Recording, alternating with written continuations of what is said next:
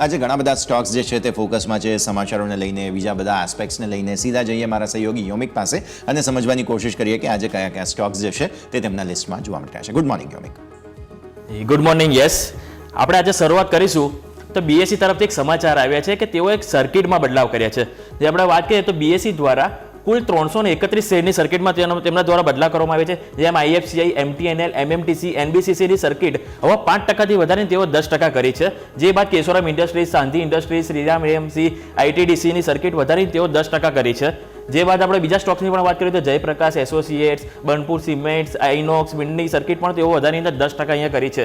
જે બાદ બીજા સ્ટોક્સની વાત કરીએ તો SW Renewable, Indiabulls, BML, Land Asset, Plaza વાયરની સર્કિટ પણ તેઓ વધારીને 10% કરી છે. એટલે અહીંયા ઘણા બધા સ્ટોક્સ એવા છે કે જેમાં તેઓ સર્કિટ વધારીને તેઓ 10% કરી છે, કે જે પહેલાં અગાઉ 5% હતી.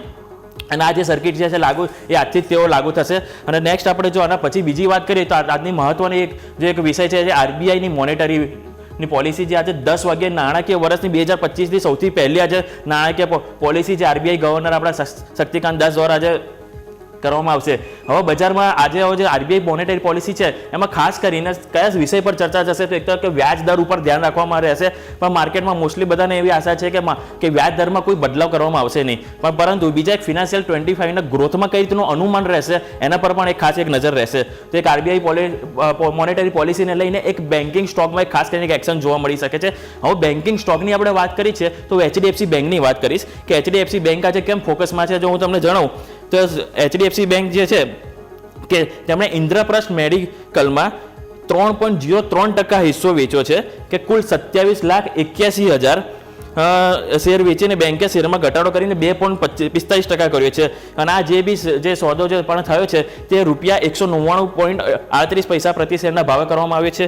જે બાદ આ જે સોદો થયો છે જેના કારણે ઇન્દ્રપ્રસ્થમાં એક નેગેટિવ અસર જોવા મળી શકે છે. પરંતુ એચડીએફસી બેંકની વાત કરીએ તો એચડીએફસી બેંકને કુલ 55 કરોડની એક આવક એક ઊભી થઈ છે. હવે એચડીએફસી બેંક માટે આ તો એક સમાચાર હતા, પરંતુ બીજા એક આપણે વાત કરીએ તો એચડીએફસી બેંકમાં એમએસસીઆઈ દ્વારા ₹200 કરોડ એક અહીંયાથી એક ખરીદીનો એક વિષય છે, જેના કારણે એચડીએફસી એડીઆરમાં 5%નો ઉછાળો જોવા મળે છે. જેથી કરીને આપણે ગઈકાલે પણ જોયું હતું કે એચડીએફસી બેંકમાં 3%નો આપણને શાનદાર તેજી જોવા મળી હતી. એચડીએફસી બેંકને આપણે ચાર્ટની વાત કરીએ તો ચાર્ટમાં પણ એક 50-day એક્સપોનેન્શિયલ મૂવિંગ એવરેજને ક્રોસ કરી ગયું છે. તો એક પોઝિટિવ ટ્રેન્ડમાં એક ચાલી રહ્યું છે અને એક આજે બી એક સંભાવના છે કે એમાં એક સારી એક્શન એમાં આપણને જોવા મળી શકે છે.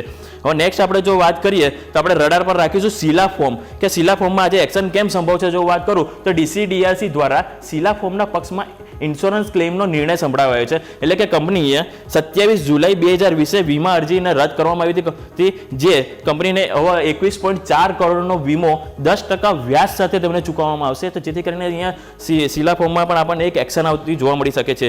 હવે નેક્સ્ટ આપણે જો વાત કરીશું તો બજાજ ફાઇનાન્સનું આપણે ધ્યાન રાખીશું, કારણ કે બજાજ ફાઇનાન્સ તરફથી આપણને એક Q4 અપડેટ આપણને મળ્યા છે કે બજાજ ફાઇનાન્સના ફાઇનાન્શિયલ 24માં AUM 34% વધીને ₹3.34 લાખ કરોડ વધી છે. અને આ Q4માં તેમની AUM છે જેમાં ₹19,400 કરોડ વધી છે.